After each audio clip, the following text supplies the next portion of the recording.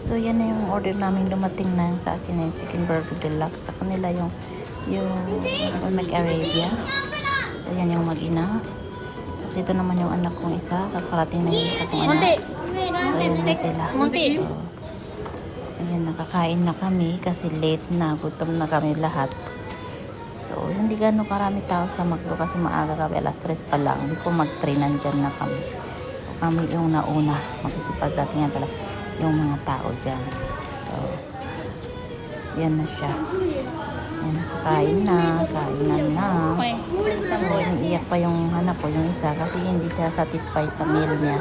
Yung toys ba na gusto niya ina-expected na iwala. Kasi wala daw available. Wala silang stock. Kaya, ayun. Wala siya sa mood. Nagalit.